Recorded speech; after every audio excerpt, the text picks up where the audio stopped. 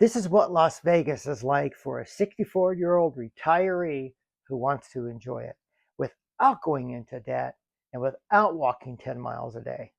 Welcome to Travel with Buddy and Jordan. I'm Jordan and your co-host, Buddy. We just spent 3 midweek days in Las Vegas, staying centrally located, using the monorail strategically, avoiding the expensive celebrity restaurants, and exploring off-strip. It was one of the best Vegas trips we've ever had. Let me show you exactly how we did it, what it cost, and what I recommend if mobility and budget matters to you.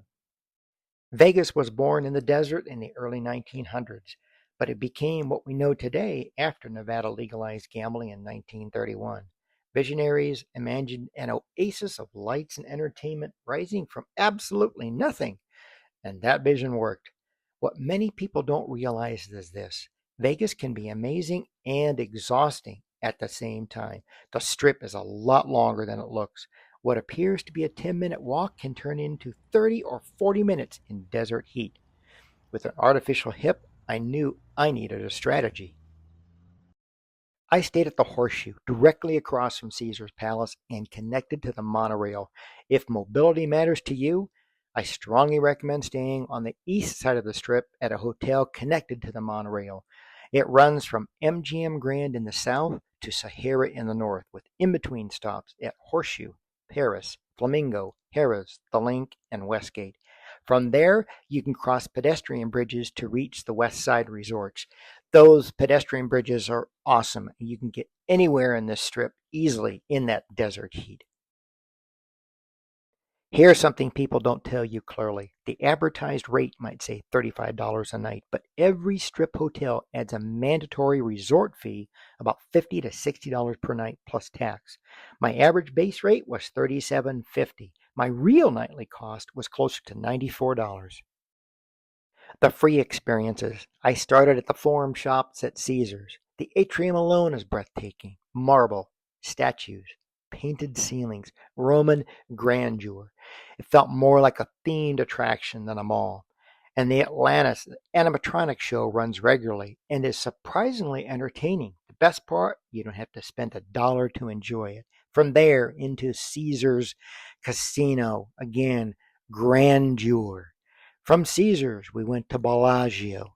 Bellagio just feels different, more refined, more elegant. The glass flower ceiling above the lobby is stunning. The conservatory in the center is one of the most beautiful free attractions in Vegas, just almost beyond description. And then heading outside to the garden and the fountains, absolutely classic, the fountains. And the view is simply stunning view of Paris and the Strip. And from Bellagio, we go to Venice, the Venetian. It transports you to Italy, indoor canals, gondolas, painted skies. Again, completely free to walk and enjoy and window shop. And finally, Paris. It has its own charm.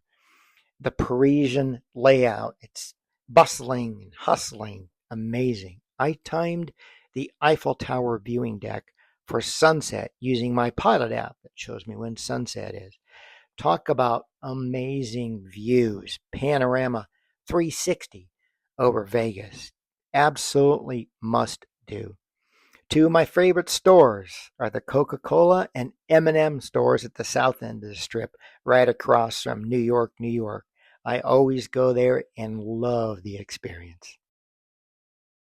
The Sphere. I paid $164 for a seat to see The Wizard of Oz. That sounds outrageous, but it's not a movie. It's an immersive experience. Visual effects, vibration, wind simulation. I wouldn't do it every trip, but this was simply amazing. Once, yes, absolutely. Most visitors never leave the Strip, and that's such a mistake. Fremont Street is so vibrant and generally less expensive. Just the aura there, the sounds, the neon lights, everything is just such an incredible vibe, especially at night. The street performance, Fremont, the experience.